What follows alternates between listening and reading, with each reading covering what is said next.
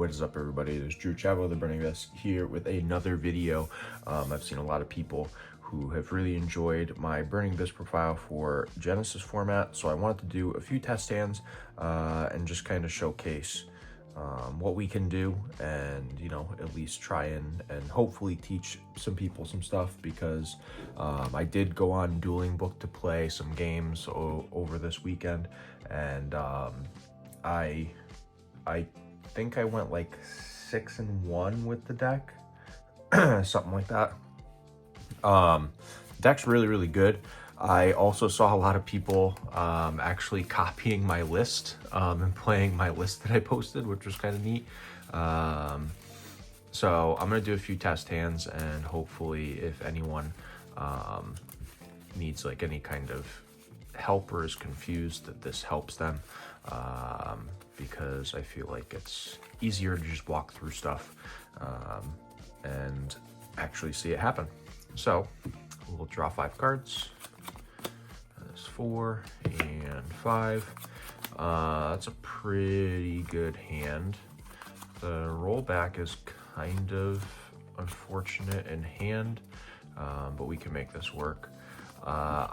Keep in mind, you're not going to see as many hand traps in this format because of the points that are put in place. A lot of hand traps are costing points, so people are kind of putting points towards their engine, rather, hand traps. So a tour guide is actually more likely to resolve, which is nice. So we would probably start with the tour guide normal summon and get the effect. Probably gonna want to go for, I'm gonna go for Rhino Warrior, because if we hit Graph off of the mill with Dante, the Rhino Warrior just gets better because you could send just another card instead. So we'll do that. We're gonna overlay these two. We'll make our Dante. We'll detach the Rhino Warrior, mill 3. We don't hit a Graph, which is fine though. We will trigger the Rhino Warrior, which will send the Graph, and then Graph effect will summon the Seer. We're going to summon the Seer in the far left zone. That's pretty important to note. The reason we're doing that is because we're going to use our Buoyo to target the Seer. So the reason we do that, if you look, first of all, monsters on the left and right most monster zones can't be destroyed by card effects. So once this hits board, this Seer is in the leftmost zone, so it won't be destroyed. But you can target one fiend monster you control and negate its effects if you do special summon this card from your hand. So either way, the Seer is not going to get destroyed. So we special summon the Buoyo, and then that's negated. It wouldn't be destroyed anyways because of the protection from the Buoyo, but still worth pointing out. Then I'm going to overlay. I'm going to make another Dante. And then I will detach the Buoyo and mill another 3, and we hit a Scarm, which is nice. Buoyo will trigger, which will add the Mutiny in the Sky.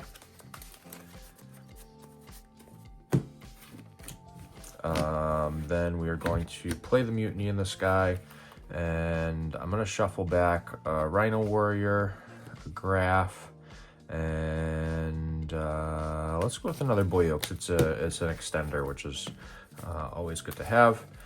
We shuffle those back, and we will get to summon out the Luce, however you say this card's name. Very strong card. Then I would probably set the Fire Lake and go end phase, trigger the Scarm effect engrave. And here I would actually grab the tour guide for follow-up on the next turn.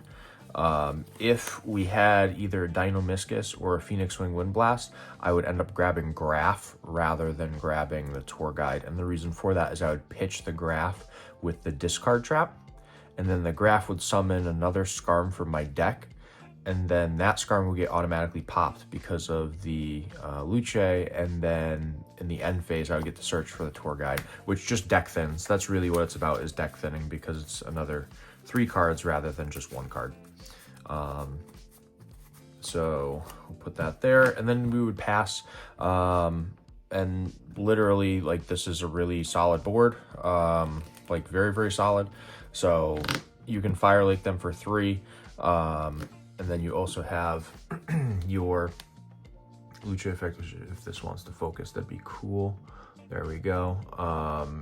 So if another card or cards you control is destroyed by card effect step during damage step, you can target one card in the field and destroy it.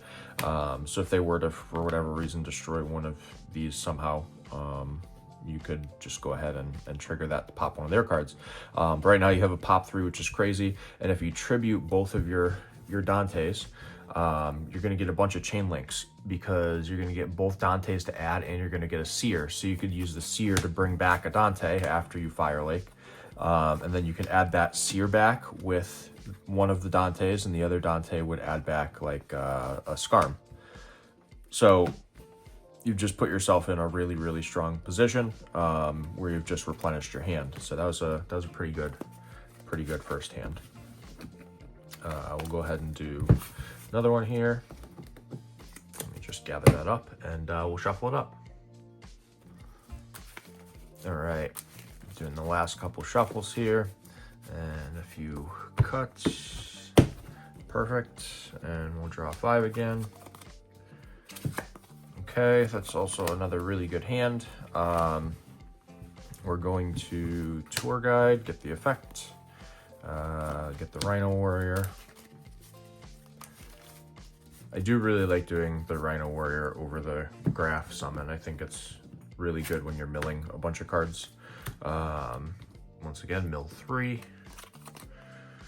I am going to use the Seer and the Rhino Warrior. I'd go Rhino Warrior 1, Seer 2 to revive this.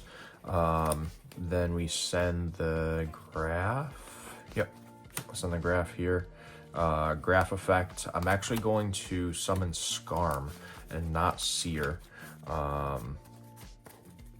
which I should be able to show why in a minute here. So I'm going to overlay. We're going to get more searches off the Scarm, which is good.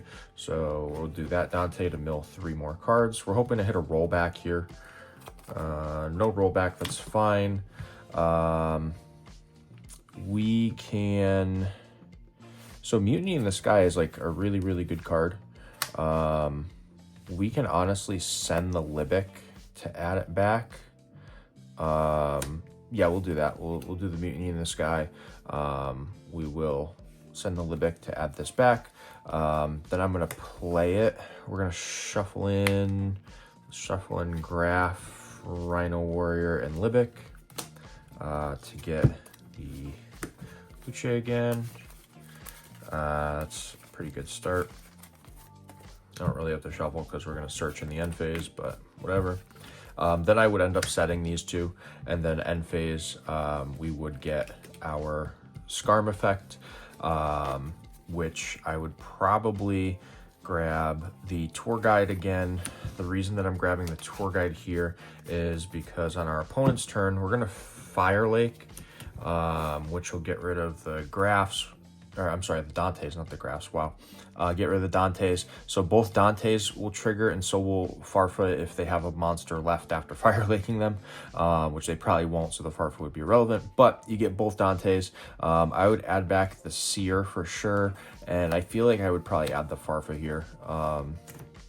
And the Fire Lake would go away because we use that.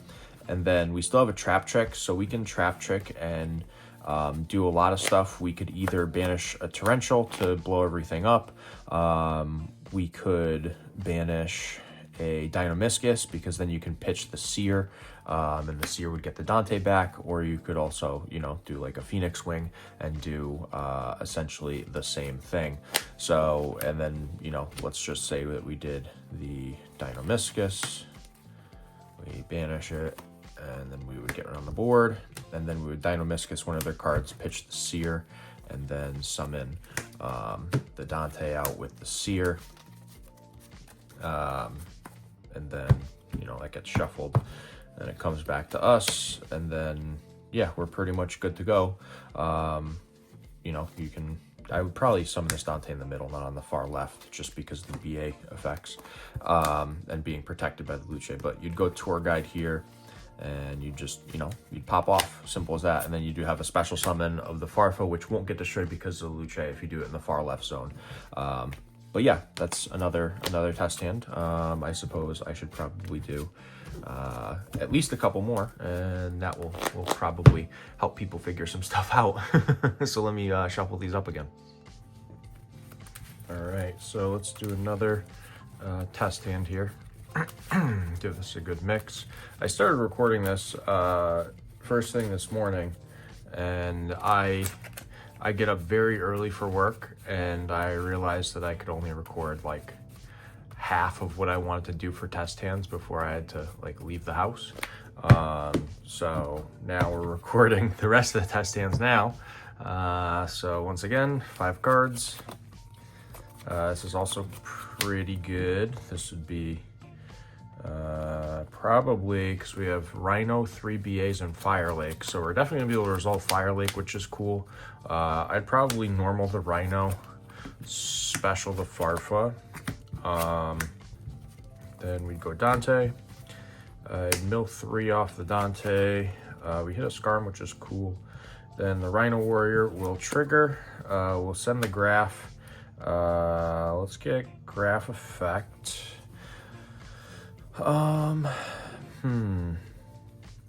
Now we're already gonna, you know what I'm gonna do? I'm gonna grab Rubik here, and I know this is like, why are you grabbing Rubik? But it's for follow-up because we already have a Scarm Engrave, a Scarm in hand, and a Seer in hand. So basically what we're gonna do, this gets cut.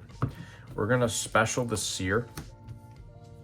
And then we're gonna overlay these to make another Dante. We're gonna detach the Rubik and mill 3 more cards. And we hit 3 cards. We can't trigger any of them. That's whatever, it's fine.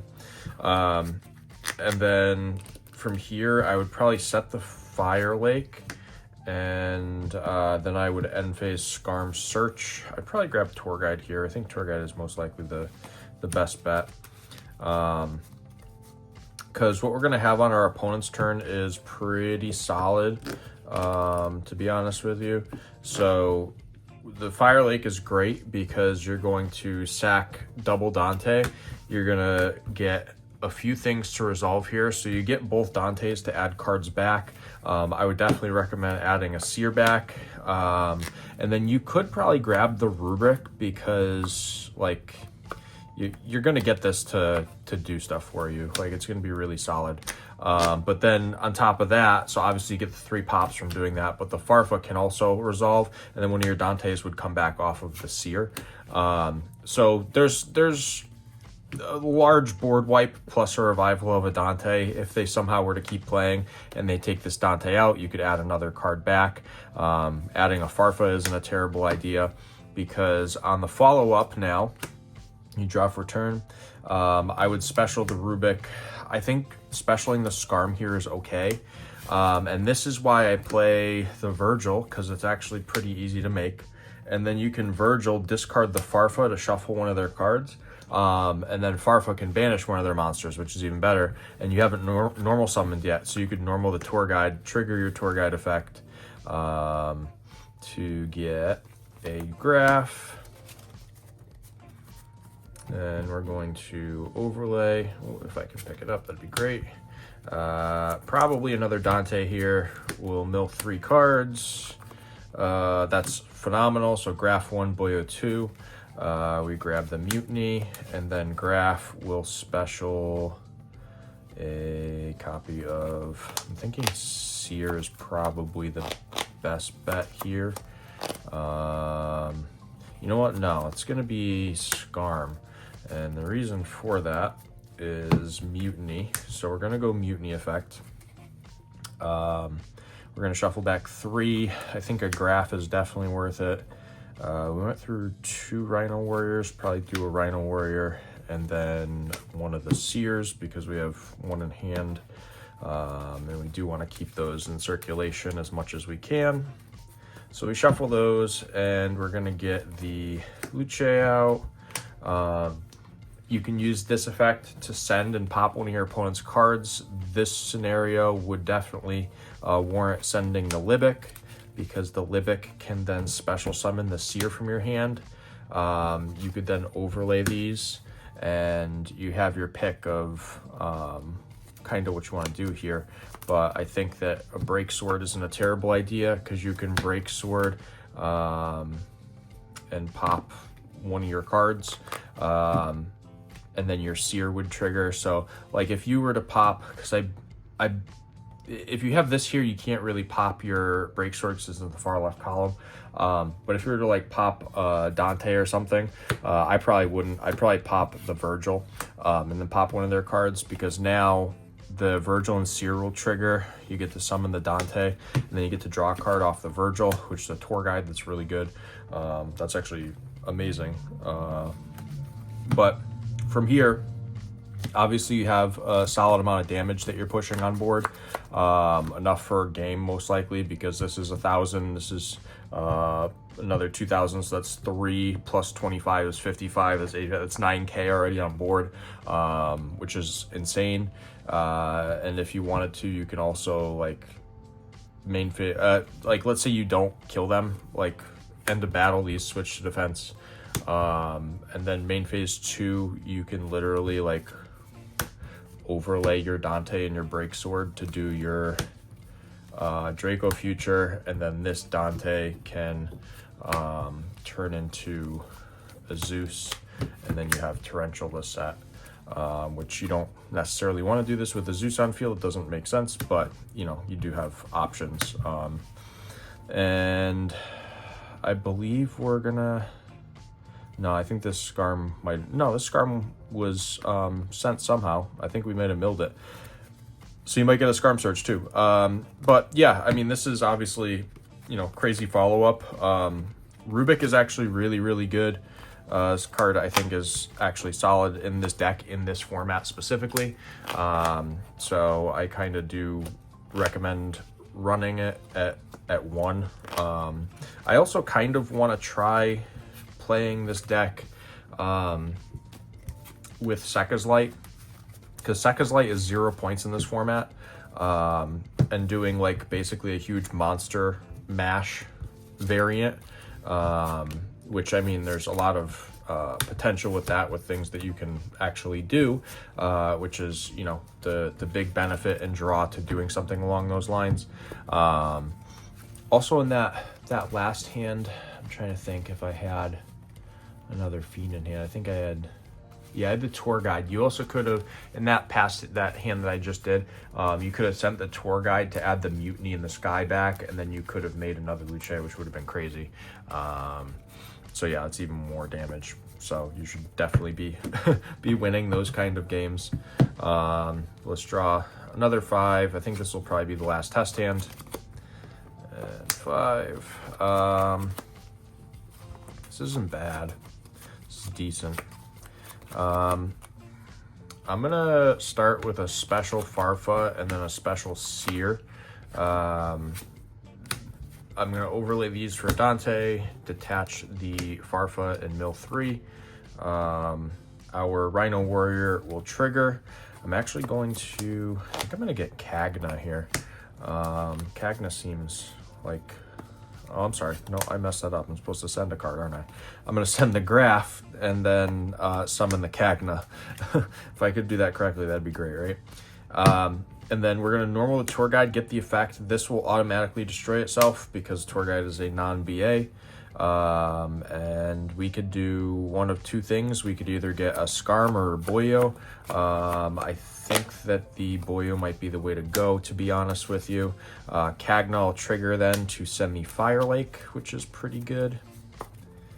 So this gets cut here.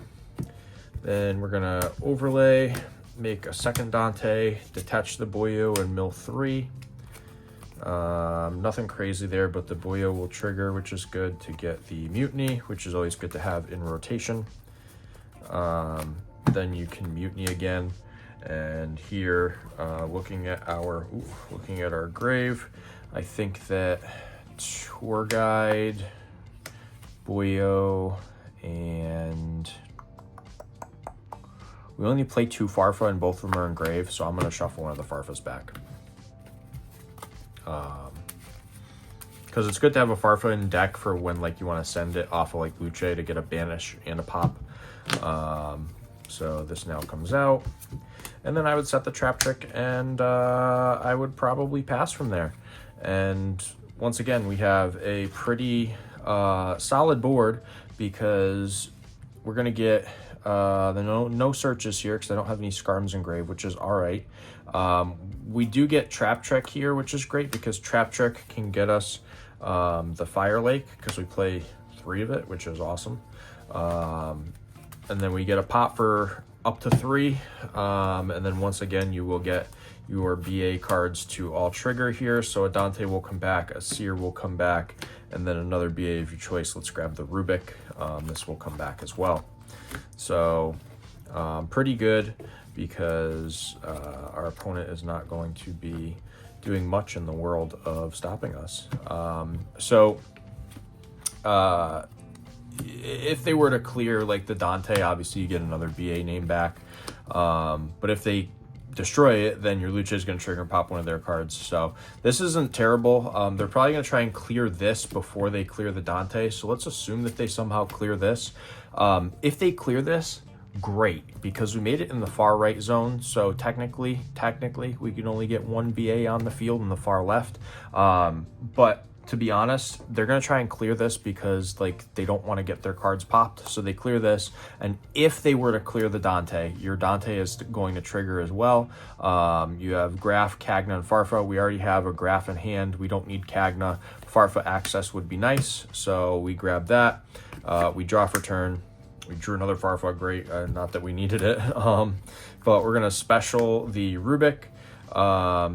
From here, you have the choice of kind of how you want to proceed. I'm going to go with normal Graph. We're going to Synchro to get the Virgil. Graph effect will trigger.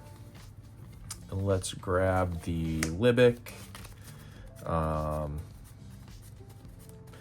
We can go Virgil effect to pitch and shuffle one of their cards, and then Farfa would banish a monster, which is pretty cool.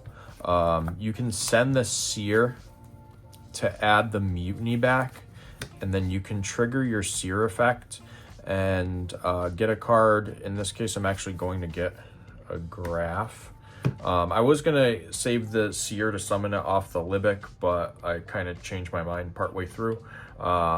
So here we are with a card that I probably could have had be a Skarm instead. So yeah, it would have made a lot more sense to have this be a Skarm. So let's just do that so I'm not doing stupid stuff and everyone can see it. Yeah, I forgot about the Mutiny. That's totally on me. But we're going to overlay these and probably make a Dante and then mill 3. We hit another Skarm, great. You know what's unfortunate is in the games that I've played online, I've resolved rollback a lot.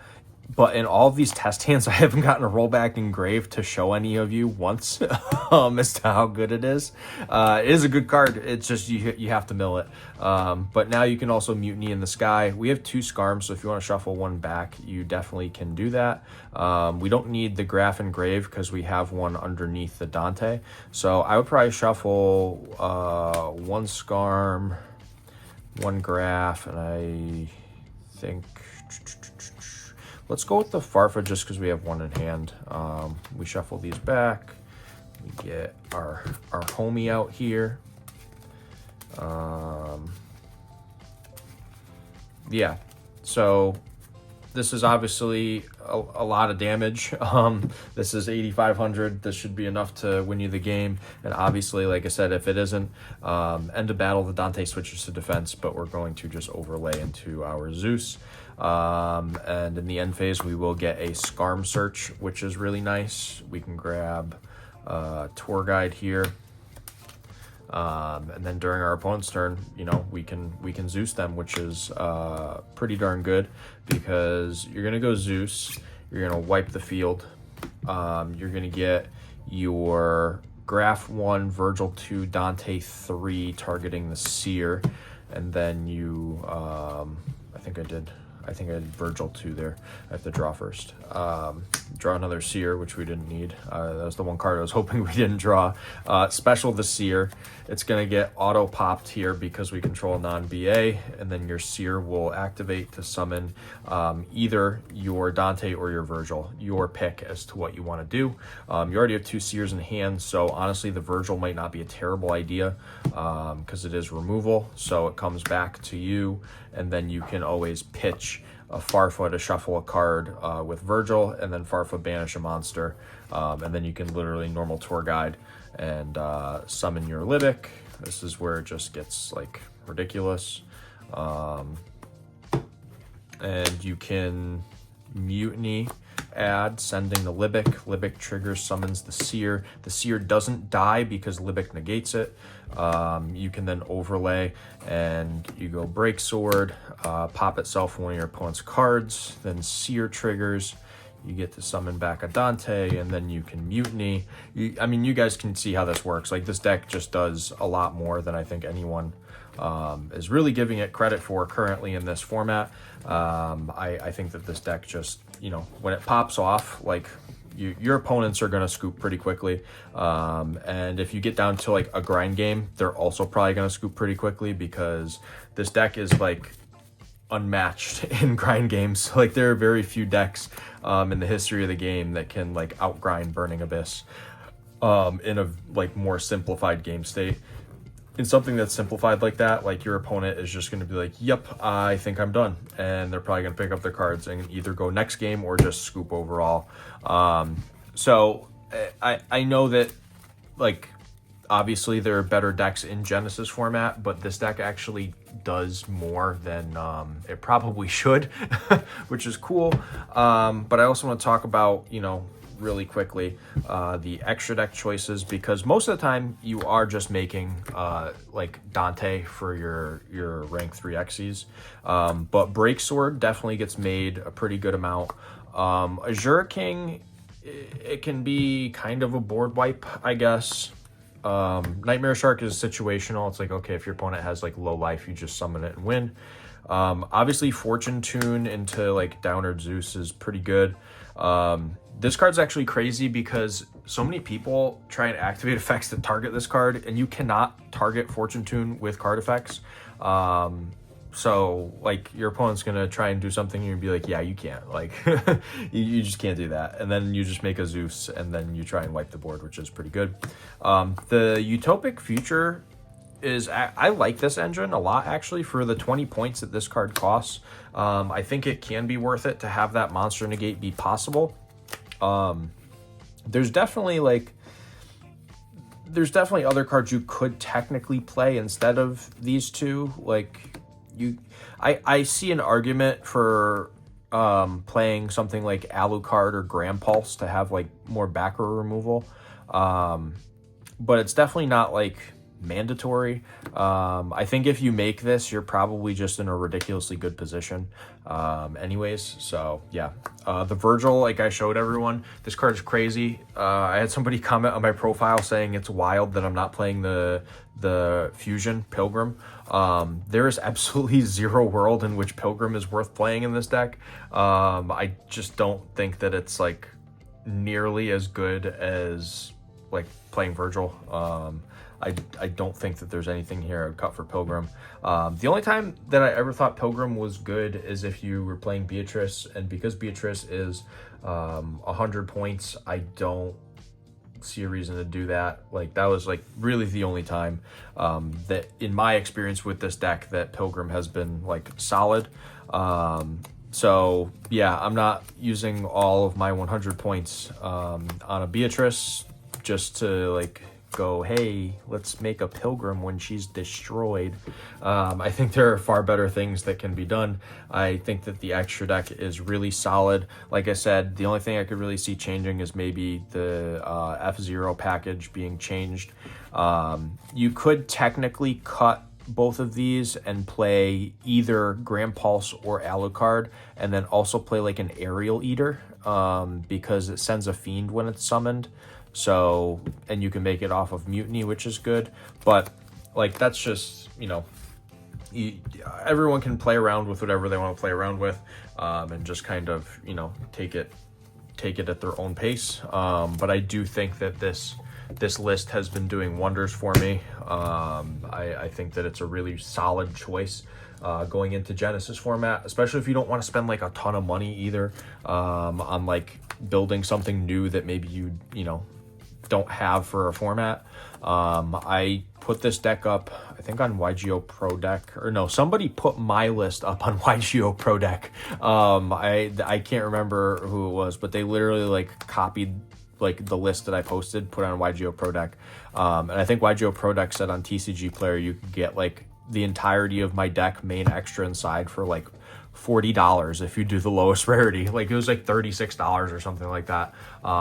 So yeah, like this deck is cheap if you want to build it, and it does do some pretty cool stuff. It does get blown out sometimes. I have seen a couple people get blown out on Dueling Book trying to play this deck in Genesys format, but it is also like a very difficult deck to pilot. I will like give credit where credit is due to any person who can play this deck like proficiently. I know that I've been playing it for 11 years now, but like it's actually not easy. You have to like make sure your resources are properly allocated. Like I showed you guys in that test hand where I summoned the Libic, and it should have been the Skarm because I was actually going to send the Seer off of the Mutiny to trigger the Seer to revive a card.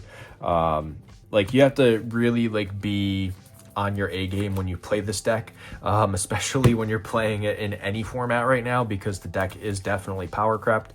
But yeah, it's solid. I think it's a great choice going forward, and I hope more people do choose to play it so we can see the whole world be a better place. Sorry, that was terrible. That was the worst joke I think I've ever told. But if you guys enjoyed the video, make sure you give it a thumbs up. Don't forget to smash that subscribe button and you know, turn that notification bell on so you know when I upload more cool and awesome content. And for right now, this is Drew, Traveler of the Burning Abyss, signing out.